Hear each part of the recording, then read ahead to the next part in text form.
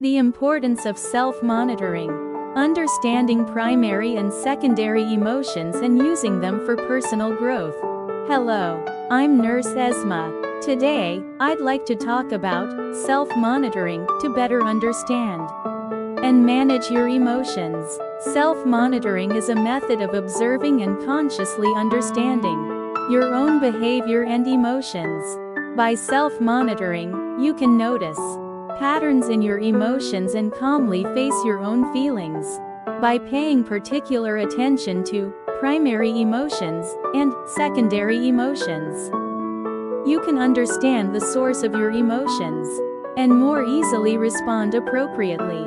As I mentioned in the previous video, first, let me explain what primary emotions are. These are natural emotions that arise instantly in response to external stimuli or events. For example, the fear you feel in a scary situation, and the joy you feel in response to a happy event. Primary emotions are our fundamental emotions, and are intuitive and straightforward. For example, the happiness you feel when you meet someone important, and the fear you feel when you sense danger are also primary emotions. These are natural reactions to external stimuli, and we often feel them instantly. Next, I will talk about secondary emotions. Secondary emotions are emotions that arise based on your thoughts and evaluations of primary emotions. For example, when you make a mistake at work, you may first feel a primary emotion of impatience. If you then feel guilty or ashamed of yourself for being impatient, thinking, "I'm such a failure," this is a secondary emotion. Secondary emotions are complex and are often influenced by learning and past experiences. An example of a secondary emotion is when you feel angry and then wonder, "Why am I getting angry about something like this?"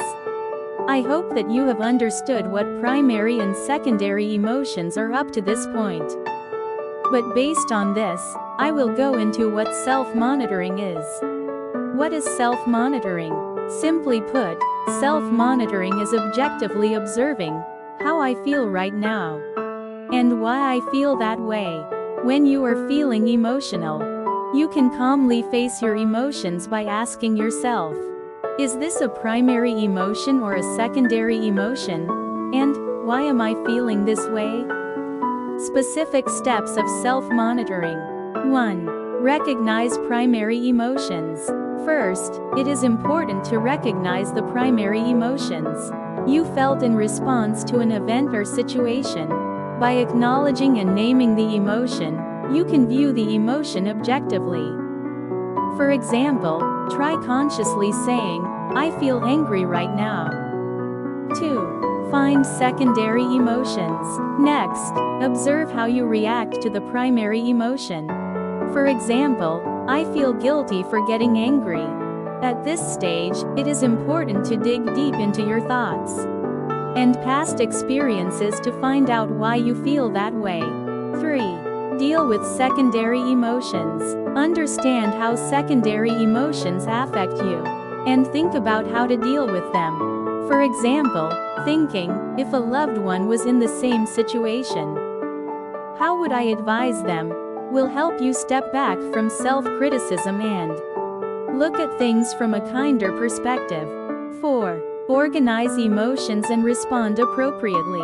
Understand both primary and secondary emotions, and then think about the appropriate response. Instead of immediately reacting to emotions, calmly looking at the situation will allow you to act calmly. Understanding the difference between primary and secondary emotions through self-monitoring and dealing with each appropriately can also lead to self-growth and stress management. Understanding the background and reasons for your emotions, rather than immediately reacting to them, is the first step to keeping yourself healthier. I hope today's content was helpful, even just a little. Don't forget to subscribe to our channel. We'll be back next time with more information to help you in your daily life. Thank you.